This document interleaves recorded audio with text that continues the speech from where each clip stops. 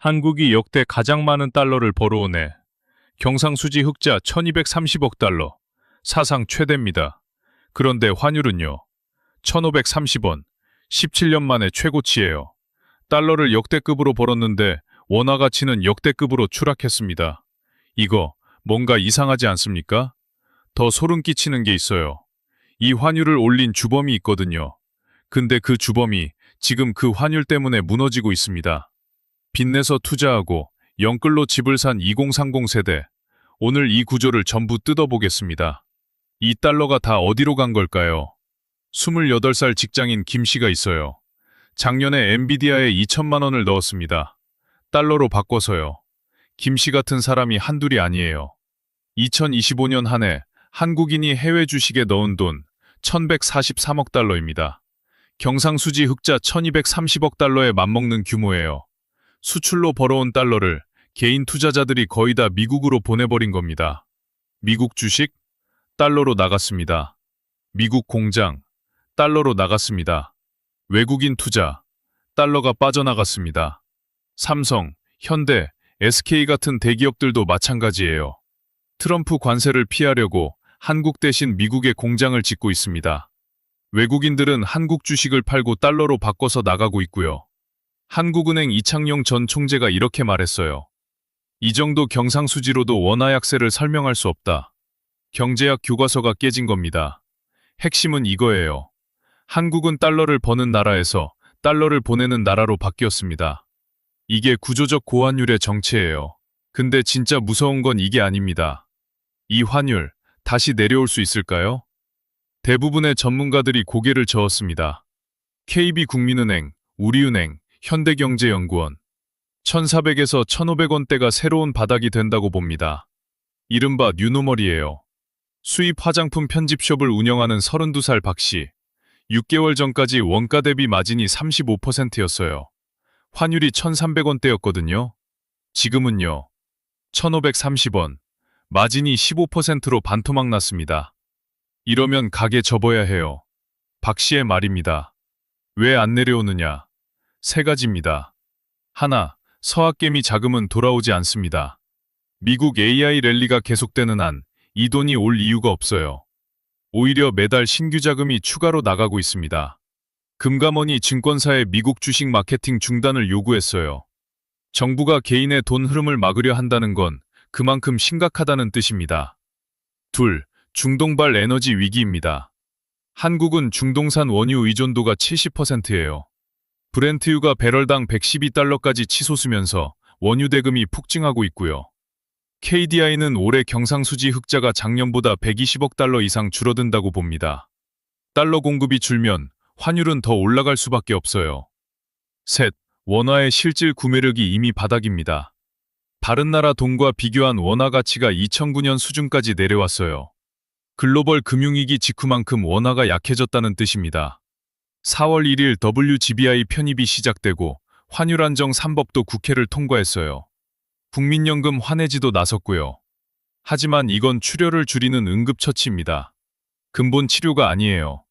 그리고 이 구조적 고환율 시대에 가장 먼저 무너지는 사람들이 있습니다. 아까 말씀드린 서학개미, 기억나시죠? 해외 주식에 달러를 쏟아부은 주체. 대부분 2030 세대입니다. 환율을 끌어올린 세대가 그 환율에 가장 먼저 짓밟히고 있어요. 한국은행 금융안정보고서 숫자를 보겠습니다. 고위험 가구 45만 9천 가구, 이 중 2030 세대 비중 34.9%. 2020년에는 22.6%였어요. 불과 몇 년 만에 12.3%포인트가 뛰었습니다. 고위험 가구가 뭐냐고요? 월급의 절반을 빚 갚는 데 쓰는데 전 재산을 팔아도 빚을 못 갚는 사람들입니다. 왜 이렇게 됐을까요? 하나, 비투의 부메랑입니다. 이달 초 코스피 급락대 숫자를 보면요. 빚으로 투자한 사람, 마이너스 19%. 빚 없이 투자한 사람, 마이너스 8.2%. 손실이 2배 이상 차이 납니다. 26살 사회초년생 정씨, 신용융자 500만 원으로 한 종목에 몰빵했어요. 결과요, 마이너스 38%. 정씨 같은 20대 몰빵 투자자의 손실은 일반 투자자의 3.2배였습니다. 금감원장이 직접 말했어요. 비투를 하면 버티기가 어렵다. 둘, 환차손이라는 이중 타격입니다. 마이너스 통장까지 만들어서 8천만 원을 미국 주식에 넣은 30대 직장인. 주가가 빠집니다. 환율이 요동칩니다. 손실이 두 곳에서 동시에 터져요. 미국 주식이 올라도 환율이 떨어지면 손해. 떨어지면서 환율까지 흔들리면 이중으로 손해. 어느 쪽이든 지는 구조입니다. 셋, 영끌 이자 폭탄. 대부분 변동금리 대출이에요. 기준금리에 가상금리 붙으면 실제 금리는 4% 이상. 5억 원 대출이면 월 이자만 170만 원이 넘습니다. 여기에 환율발 물가까지 올라붙으면 월급은 그대로, 이자는 그대로, 생활비만 올라갑니다. 삼중고예요. 근데 이게 끝이 아닙니다. 이 모든 게 하나의 고리로 연결돼 있어요. 월급 280만 원을 받는 31살 이씨. 영끌로 산 아파트 이자가 월 165만 원이에요. 남는 돈 115만 원으로 한 달을 살아야 합니다. 근데 장보기 비용이 석 달 새 월 15만 원 올랐어요. 이 씨에게 남는 돈은 이제 100만 원. 서울에서 100만 원, 한 달입니다.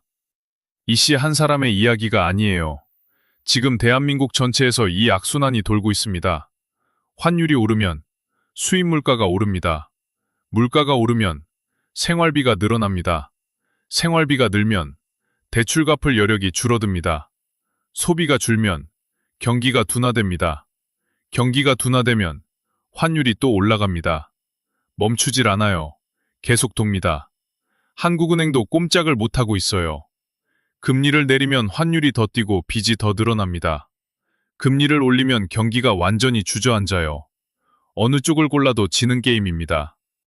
3월 경제심리지수 94.0, 전월 대비 4.8포인트 하락. 기업들도 앞으로 더 나빠진다고 보고 있어요.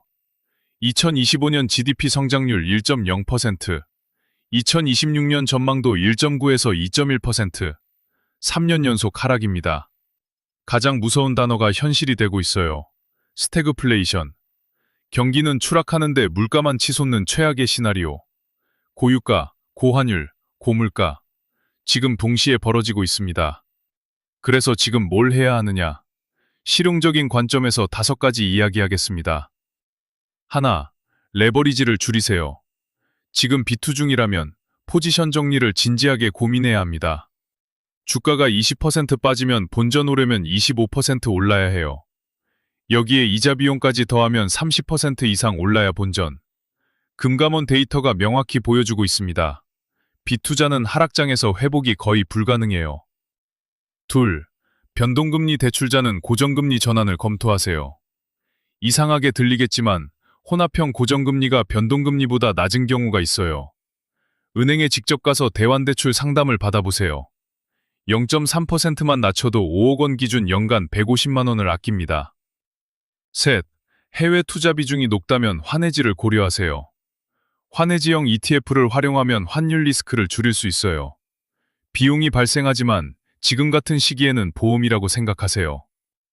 넷, 비상금 계좌를 무조건 확보하세요. 경제 위기 때 먼저 무너지는 사람은 현금이 없는 사람입니다. 최소 3개월치 생활비, 예금이나 CMA에 넣어두세요. 지금 예금금리 3% 초반대, 나쁘지 않습니다. 다섯, 불필요한 소비부터 점검하세요. 고환율 시대의 해외 직구, 해외여행 비용은 자동으로 올라가요. 국내 대체제를 찾거나 지출 우선순위를 재정비하는 게 현명합니다. 이 5가지 어렵지 않습니다. 오늘 당장 하나라도 시작해보세요. 이 상황이 어떻게 전개되는지 계속 업데이트하겠습니다. 다음 영상에서는 고환율 시대, 오히려 돈 버는 사람들의 전략을 이야기해보겠습니다. 댓글로 여러분의 상황도 한번 공유해 주시고요. 좋아요와 구독 부탁드립니다. 다음 영상에서 뵙겠습니다.